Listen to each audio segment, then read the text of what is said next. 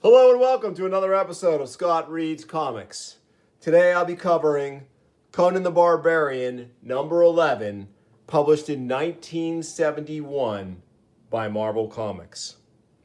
A few episodes ago, I mistakenly said that I had covered this issue on my show. The technical answer to that is actually I was wrong. I did not technically cover the entire issue. What I did cover was this volume of uncovered comics that my wife, Emma, a book artist, created for me. And I did this back in episode 69. And in episode 69, there is an uncovered version of this comic, Conan number 11. I actually own 3 copies of Conan number 11. This uncovered one, the one you see before you now on this video, and yet another copy in slightly better condition, although this one is in pretty nice condition. It's probably like BG plus to probably BG plus, I guess. It's got some bends and whatnot. The other one is in slightly better shape. This is my favorite Conan comic, and I said that on that episode a few shows ago and thought, oh, I must have covered it. But I have an index of all my shows that I keep, and I referenced it because one of my regular viewers asked me about it. What episode did you cover number 11? And it turns out I didn't. So thanks to that individual for making me go back and actually take a look. I think I've also showed this before on the show. In the late 70s, Marvel did some reprints. And so I think it was in a Walden Books, maybe in 1977 or 78, where my parents bought me a copy of this. Not this original edition I had, not the one I have in my hands here. I read that to the point of disintegration, but rather I reacquired this a couple of years ago, and this was volume 4. This is the only volume of this I ever had, but it happens to reprint Conan 10 and 11 in amazing tiny detail where they cut up the panels and rearrange them. And I did mention this on the show before. So I wanted to show it again because it's just so cool. But I think this is what, being exposed to this as a kid at such a young age, 7 or 8 years old, that cemented this as my favorite issue of Conan of all time in my brain. So here we are, Conan the Barbarian number 11, Rogues in the House. Also a fantastic Robert E. Howard story. Of course, Roy Thomas has adapted this. Stan Lee is the editor. Barry Smith is our artist with Sal Buscema inks, which is pretty great. Sam Rosen, letterer, based on the story by Robert E. Howard, creator of Conan. Conan in chains. In the foulest dungeon of a befouled city-state, 2 somber giants snarl at each other. Across an infinity, the breadth of a thrusting sword. That's enough entertainment for this night, Barbarian. I wouldn't want to spoil your face for the hanging. I'll spoil more than your ugly face, Chunda, if you step closer than these chains will reach. Brief interlude here, brief pause. I actually did cover Conan the Barbarian number 10 on the show. It was actually Conan Classic number 10, and that was in episode 72. So episodes 69 and 72 might be of interest to you in relation to the one here. Conan is in chains, and we will find out why as he has a bit of a reverie after raging, and Chunda taunts him some more. And he remembering an eternity all passed in a single evening. You make me nervous, Conan, pacing about like a panther. The maze is too quiet. I don't like it, Jenna. That's funny, you, who often go hours without speaking, grousing of the silence. Come, drink, and you'll see the humor of your words. Perhaps, and yet, I'm glad we leave this place in the morning. But for tonight, this wine is good, and the woman, Conan, you know the city guards seek you because you revenged yourself on the priest of Anu. What could you do if they captured you? I mean, do you think you could break out of one of their Corinthian prisons? If not, I deserve to share my bread with rats. But why such a foolish question, girl? The guards seldom venture into the maze. Conan, what's wrong? My head, dizzy, hammering like the very devil, don't know what. Lie down, my love, sleep. Do you remember the last time you told me to sleep? I woke to find you gone with my gold. Huh. Who are you waving to? Just friends. Friends. But we know no one here, save young Igon. Now, I hear the tread of heavy boots on the stair. Jenna, who? There he is, get him. Please, you swore not to hurt him. Here. Jenna, then it was you who betrayed me. You. Don't let him at the woman. Take him alive if you can, but take him. You Corinthian scum. A god like a giant bull couldn't keep me from the priest of Anu. Do you think you can keep me from a lying, scheming wench? Do you? Captain, even full of drugged wine, he's like a tiger. The wine, drugged, then that's why arms feel like lead. Only chance is to run for it. Hold him, hold him! He's heading for the door. But to head for the door is one thing, it seems. To make it, with eyes and mind beclouded, quite another. The mad fool, even his head is no match for a door jamb. No matter, he's ours now. Our thanks, girl. I didn't do it for you, soldier. So here we see as Conan is being dragged away, we can see who she did it for. Young Igon, a co-conspirator in Conan's setup. Yes, the Cimmerian remembers. Until the turning of a key and the rustling of a costly silk cloak and his reverie. The executioner, perhaps, sent to dispatch him. Leave me now, Anthicus, but return when I call. Yes, my lord, but hasten ere 'tis Chunda's shift once more. I shall go. Barbarian, would you like to live? If I arrange for your escape, will you do a favor for me? I thought that would interest you. I want you to kill a man for me. Who? Nabonidus, he who is called the Red Priest. Great sequence of panels here with Conan's sort of brooding silence. And this newsprint is amazing. The colors are not as vivid as perhaps my Epic collection or even maybe this reprint. I think our colors are a little more vivid if we can just compare. But at the same time, there's just no replacing this old newsprint in terms of the reading experience. Yeah, the colors are a bit more vivid here, but still fairly faithful. I know your story. You've no more reason to love Nabonidus than do I, Merlot. Let me show you something, Outlander. All men know that Nabonidus is the city's true ruler, though some of us seek to end his reign. Well, not an hour ago, the Red Priest handed me this. The fear of my servant, the ear of my servant, one whom I sent to spy upon him. 'Tis his way of telling me he has marked me for an early death. But Merlot has noble blood in his veins, blood which he will not see shed without a fight. Athicus, remove this silent one's chains, Athicus. What did I pay you for? But do not seek to escape, fellow, until the proper time. And when is that? Within the hour. Heathen, never fear.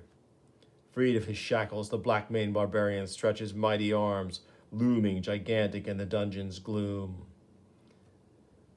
Then, having killed the priest, go straight to the Rat's Den Tavern, where gold and a fast horse shall await you. Now that I have, now have that dog of a guard bring me food. I am famished. Athicus, a repast for our unfettered friend. Goodbye, but remember, you are not to escape until I have had time to reach my house. Cimmerians do not break pledges. That I know, or you'd still be rotting in chains. So he's got a joint of beef here. And we shift back to Merlot's posh abode here. Great panel establishing that. transition of scenes. The Cimmerian will attempt the deed. Of that, Merlot feels certain. But whether he will succeed, no man can tell. For others have tried to assassinate Nabonidus in days past, and they have died in nameless, hideous ways. And yet those others had been civilized men, soft men, lacking the wolfish instincts of the barbarian. What's that? Who goes there? If the Red Priest's men, you'll find not Merlot an easy prey. It is only I, my lord, your loyal servant, Sivraj. Well, what news from your prison watch, lackey? The jailer Athicus, sire, he has himself been arrested. The Cimmerian has not escaped. Arrested? But why? On what charge? Speak up, you whining cur. I dare not wait it around to ask the charge, my lord. I only know they came and then threw Athicus into a cell. I see the sinister hand of Nabonidus in this twist of fate. But how, unless the man is truly more than human, as the whispers say? Well, that's enough of depending upon hirelings to do the deed that must be done. Sire, do you mean? Yes, the hand that slays Nabonidus shall be mine. Beware, master, for though no soldiers guard the Red Priest, I've heard there's a wild dog on the grounds, and that he keeps djinns as his house servants. Bah, rumors of fools and slaves. Before we move on, quick inside joke here, and I'm sure many may have picked this up.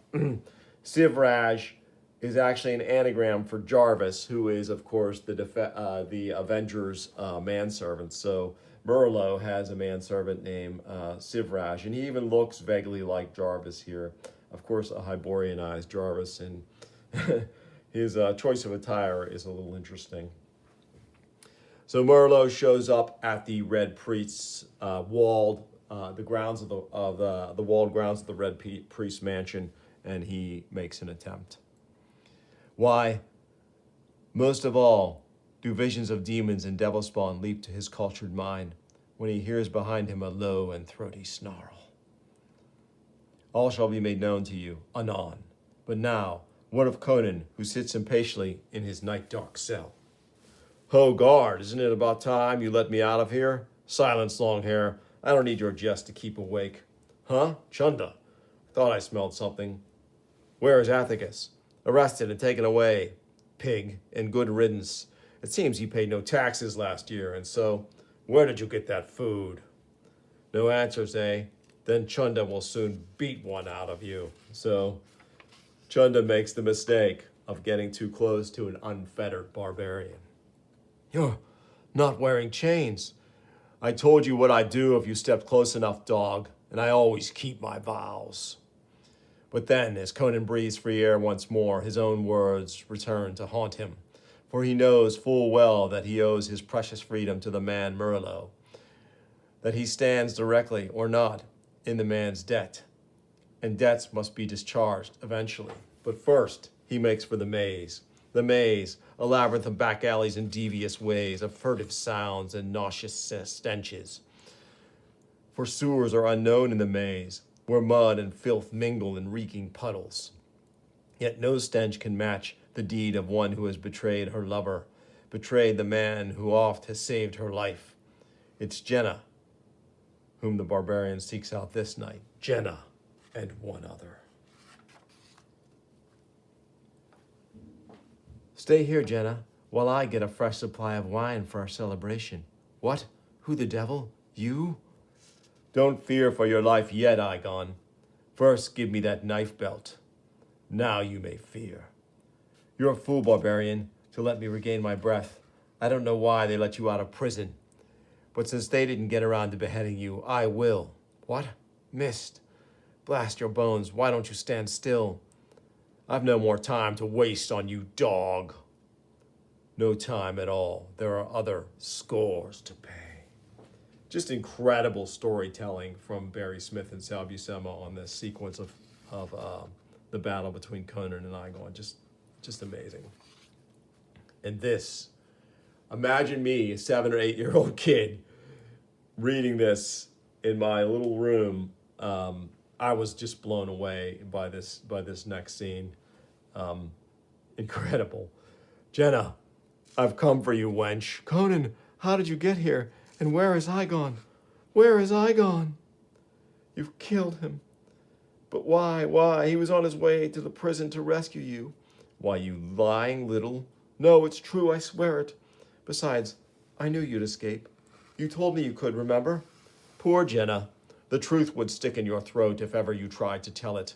Why would you have sent Igon to save me if you knew I'd escape? Where are you taking me? Why, just out this window, girl, and onto the roof. Conan, you've got to listen to me, Conan. Igon did it. He made me tell the guards. I'm glad you killed him. It's so high up here, Conan. Conan? Oh, Mitra, Mitra, you're going to throw me to my death. Help, someone help me. No one will come, wench. Honest men shun the maze with good reason, and thieves are the best at minding their own business. Conan, listen to me. Conan, why would I have betrayed you? Why? For gold, Jenna. For gold. And we can see this seething cesspool here that he drops her in, saving her life, but of course, depositing her ignominiously in a pool of filth. Well, Jenna, was the pouch of gold worth it? Was it, Jenna? What's wrong, girl? All out of words? I'll kill you for this, I swear I will. I'll have your heart cut out, or use it for... But on the ledge above, Conan hears her not. For it has been long since he has freely laughed, and he revels in the moment of unshackled joy. Then he lifts his head, listens to the growing tumult within the nearby buildings, and decides it's time for him to kill Nabonidus. Again, brilliant storytelling, setting our scene here in this Corinthian city. Really awesome. The Talons of Thak, Part 2 of Rogues in the House. Like a great brooding spider, the house of the Red Priest waits silently at the very heart of the sleeping city as a night-maned barbarian prepares to brave its steel-latched web. Awesome little splash page here for Part 2. Leaves drifting on a pool, stars treading their way across the firmament. Yet amid these soundless sounds, Conan hears something not man, not quite beast. So he finds the vicious dog that prowled the grounds and mercifully ends its life as it has been sorely wounded. Perhaps by Merlot? We'll see. But then he spies among the shadows a still deeper shadow, like the gaping maw of some lurking leviathan. Perhaps through this aperture, the great hound left to prowl the gardens. This way, perhaps, lies death. Aye, death, which would have skewered the barbarian like unto a worm if not for his steel spring quickness. So this gate falls down, trapping him.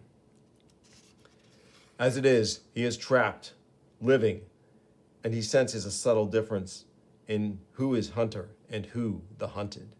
Thus, because he cannot go back, he goes on. And then here he happens upon Merlot. Merlot, is that you? Ha, a good thing I knew you from the scent upon your hair. I was about to stick you like a fattened pig. But what are you doing here? I came to kill Nabonidus. I heard they had changed the guard at your prison. They did. I broke the new jailer's head and walked out. I'd have been here hours ago, but for some personal business. Well, shall we seek out Nabonidus together then? No. We will be lucky to escape here alive. Conan, I came to this house seeking a man, a human enemy. What I found was a monstrous arch-fiend. I gained access to the house, and within it I came upon the Red Priest's man, Joka. His neck had been broken like a twig. What madman this who slays his own servants? Then, from the chamber beyond, I heard breathing. Sword in hand, I stole forward. Then, suddenly, with a savage snarl, he turned. And then he rose and faced me. Conan, it was no man that stood before me there, but a hairy devil out of hell. Beneath the crimson hood grinned a face of madness and nightmare, eyes which glared redly, great flaring nostrils and yellow fangs, huge misshapen hands. All this I saw at a glance. Then I was overcome with horror, my senses left me, and I swooned. To awaken in these darksome pits, he is a were thing, Conan, who takes on his true aspect by night. Everyone knows there are men who take the form of wolves at will. Do you still want to try to kill him then? Useless. Human weapons cannot harm a wereman. Let's get out of here. Merlot, you're a man after my own heart. Then let's search for some other exit while we still can. Doubtless, they're all set with traps, but we have... Who's that? So they find another figure, and it turns out that it is Nabonidus himself, the Red Priest. Then he has cast off his were-guise and sleeps. Well, he'll never awaken to resume his monstrous form. No, wait. What for, death? See that great blue welt upon his brow? He's been knocked senseless, even as I was. Listen, he's coming too. You honor my house, Merlot, but you came not alone, I see. Was your sword not sufficient to sever the life of my humble self? Enough of this. How long have you lain here? A peculiar query. Well, I know not what time it is now, but it lacked an hour of midnight when I was set upon. Set upon? By Ishtar. The tale grows stranger yet. Then who is it that masquerades in your own gown in the house above? That will be Thak. And in my gown, you say, the dog. We waste time, Merlot. I say, cut his throat and have done with it. Your bully's knife yearns for my blood, my lord. But you are in good company with that cutthroat. For ere he died, your servant told me many interesting things, including the details of the state secrets which you filched, sold to rival powers. Are you not ashamed, Merlot? And what of you who plunder a whole kingdom for your personal greed? This Cimmerian is the most honest of the three of us. We are rogues together then. What now, my life? If we spare it, will you vow to keep silent about my indiscretions? When did a priest keep an oath? They say in the maze, this one's blood must be black as his heart. I would like to find out. We need him, Conan, to lead us out of this place. Well, Nabonidus, what say you? What says a wolf with its leg in a trap? I so swear by the soul of Mitra. Even you could not break that oath. Lead on, villain, for all our sakes. Eh? What is that dim silver disc yonder? In a moment. There, by the by, is the only possible exit from this labyrinth. The door at the top, is it bolted? I doubt it. But he who would go through that door might better cut his own throat first. This great mirror, reflecting the light of many mirrors in the chambers above, will show you why. By Mitra's name, what? That is Thak. Do not fear yet, my friends. He does not see us. That is but his image. Projected here, as I said, by countless mirrors, which I have made an elaborate spying system. But he is some sort of ape. Yes, some might call him that, yet he is as different from a real ape as from a real man. His is a mountain-dwelling race. I stole him when he was but a cub, trained him to be the one servant I thought I could trust. Yet his semi-brain must have formed bestial ambitions all its own, and he struck when I least expected it. Ah, now look at him. So he tries to make nice with the Red Priest's pet black leopard, and things go awry. Thak, you fool, not near his fangs. And we get an incredible sequence of violence here. Just absolutely riveting action from Barry Smith and Sal Buscema. And three pairs of eyes watch, aghast, too enwrapped even to move, too mesmerized to dash toward a possible escape. This long panel is incredible as Thak finishes the leopard off. Just awesome, and his priestly regalia is completely shredded now. And the emotion that Barry Smith and Sal Buscema put in Thak's befuddled expression here as he's manipulating the dead paw of the leopard is just amazing. It's just incredibly humanizing. Ha! Well done, my unhearing Thak. Though your vocabulary could stand some improving. The mirror is blank. Where did he go? Running amok through the house is my guess. He's learned it takes more than purloined robes to turn an ape man into the Red Priest. So he smashes all that reminds him of me. Then this may be our chance to flee through the floors above. What say you, Nabonidus? I say, follow me, and pray to all the gods you know. Pray, But have you no black magic that will help us, priest? Nay, I am a man of science. Magic is too unreliable. But Thak is still on a rampage, not 2 chambers distant. No matter, once through this door and locked, and this one locked. The doors are all locked, and Thak took my keys. Then we are trapped. After all, trapped. Stop your sniveling, man. I can't help it. If you'd seen him tear, man, as I have. Merlo, what are you? I'm going to kick the door down. It's our only chance. No, don't. He'll hear us. So Merlo makes a grave error. Now you've done it, Nabonidus. I, fool? It was your kicking about that. Silence, both of you. He comes. He remembers us now. Knows we're here. But he's not sure where. Not just yet. Barbarian, do you dare pitch your blade against his fangs? Your eyes blaze their answer. They grow men in the north, it seems. You, Merlo, show yourself to Thak, then flee up the corridor. What? Are you out of your... Do as he says, man. Now. Yes. Blood congealing in his veins, Merlo steels himself and... Quick as Merlo runs, the shaggy horror is almost at his heels when it passes the great curtain, which lines the hallway. A fear-crazed madman hurls himself upon that brutish back, and amid a whirl and thrash of limbs, the battle of man against monster begins. This is incredible. For a fleeting moment, the element of sheer surprise gives the advantage to the Cimmerian, as Conan locks his mighty legs about the ape-man's massive torso, striving all the while to butcher his foe with deep, stabbing thrusts. But then, amid a whirlwind of raining blows and scarlet tatters, in spite of blood which screams from a score of wounds, the inhuman strength of Thak begins to prevail.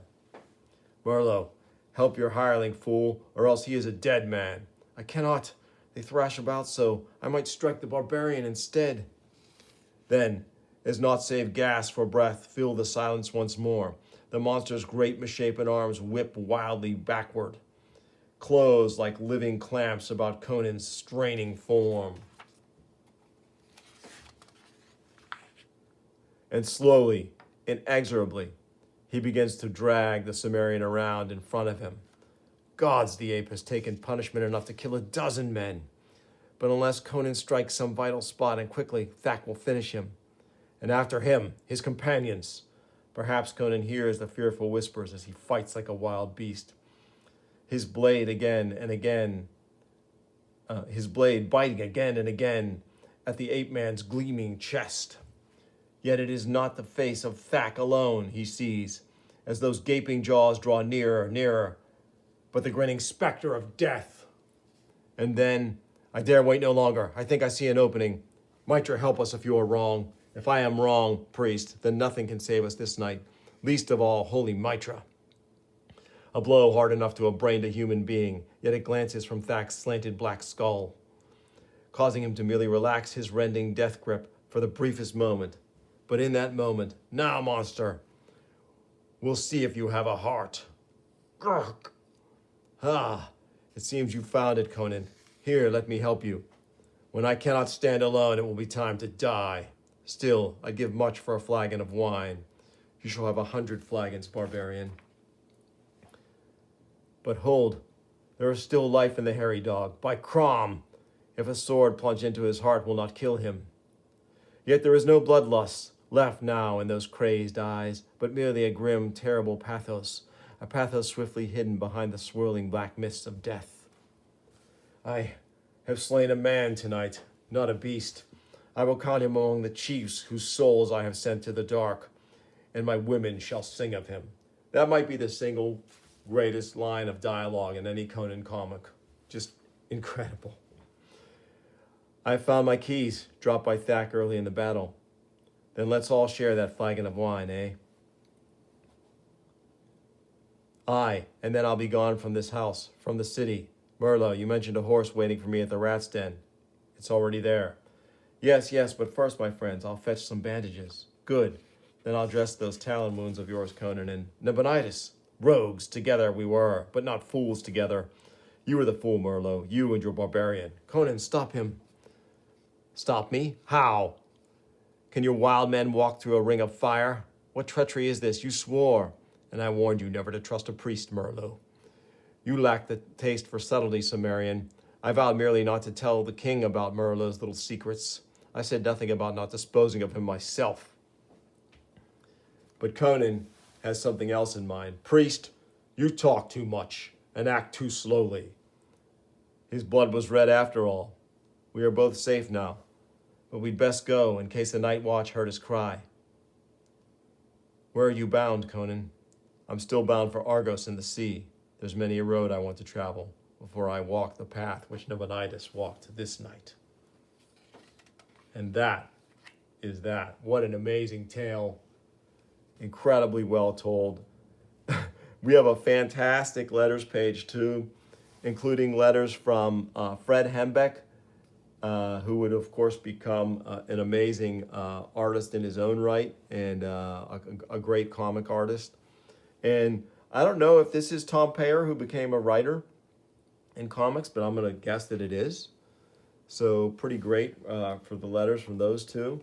And one other thing I wanted to point out that I thought was fun in this is this ad, which is so great. This is 1971.